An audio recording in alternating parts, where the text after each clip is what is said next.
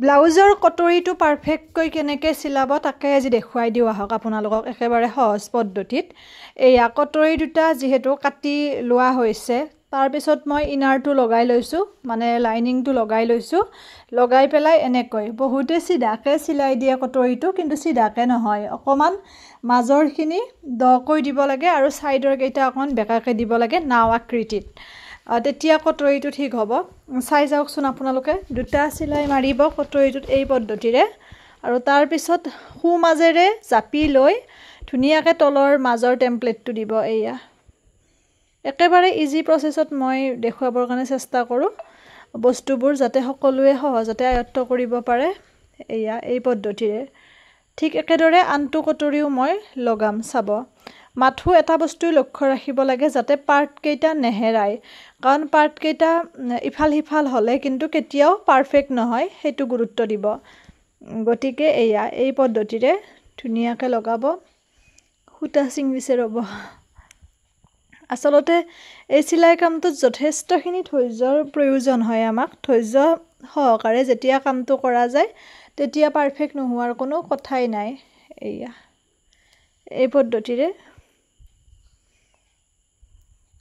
খুব ধুনীয়াকৈ চিলাব। দেখিলে গম পাব, মই গোটেইখিনি দেখুৱাই দিছোঁ। ইয়াৰ পিছত বুকুৰ পটি লগোৱা প্ৰচেছটো মই দিম অকণমান ইজি প্ৰচেছত।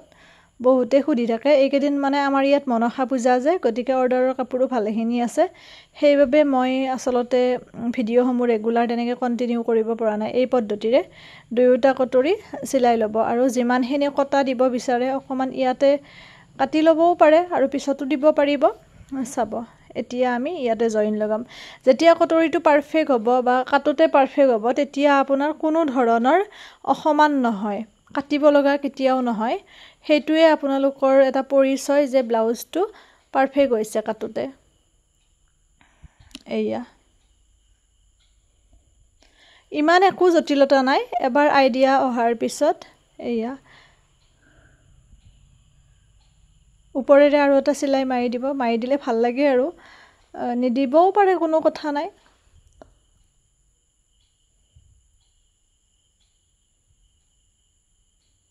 এইদৰে এইবোৰ আচলতে অকণমান সেই কাপোৰ যে মিক্স পাট টাইপৰ, কিছুমান কাপোৰ অকণমান পিছল হয়। এয়া যিখিনি অকণমান সেইখিনি সমান কৰি কৰি যাব। তলৰ পাৰ্টটো এতিয়া আমি লগাম। পিছবোৰত কাপোৰ বহুত কম থাকে, সেইবাবে মিলাই মেলি এনেকৈ ভাল লগা হৈছে, কিন্তু ধুনীয়াকৈ ফুলটো পৰিছে যে। এয়া এই পদ্ধতিৰে তলৰ পাৰ্টটো লগাব।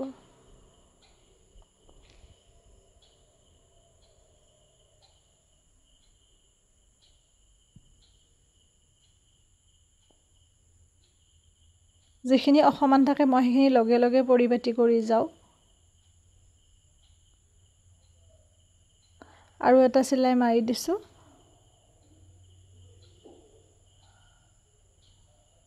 এয়া এতিয়া আমি তলৰ চিলাইটো মাৰিম।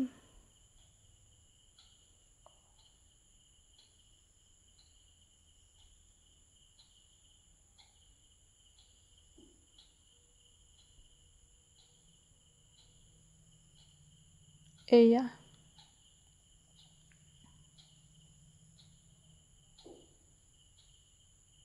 আপোনালোকে এই পদ্ধতিৰে চিলাইনে? আচলতে অকল কটৰিটো দেখুৱাম বুলি ভাবিছিলোঁ, কিন্তু কেনেকৈনো অকল কটৰিটো দেখুৱাই, আৰু বাকীখিনিও ভালকৈ দেখুৱাই দিওঁ। আনটো কটৰিও আমি চেম পদ্ধতিৰে লগাই ল'ম, আৰু অকণমান ডিষ্টেঞ্চ ৰাখি লগাব, গম পাইছেনে? একেবাৰে মূৰেৰে নলগাব, কাৰণ তেতিয়া ফাহি যোৱাৰ চান্স থাকে। অকণমান আঁতৰেৰে চিলাইবোৰ মাৰিব, আধা ইঞ্চ আঁতৰেৰে, তেতিয়া আৰু কোনো প্ৰব্লেম নাই। এনেকৈ চাই গ'লে আপোনালোকে গম পাব। পুনৰ নতুন ভিডিঅ' এটিৰে লগ পাম। সকলো ভালে থাকক, সুস্থ থাকক, হাঁহি থাকিব, শ্বেয়াৰ কৰিব যাতে সকলোৱে উপকৃত হ'ব পাৰে। অনলাইন ক্লাছ আকৌ সোনকালে আনিম। এয়া এই পদ্ধতিৰে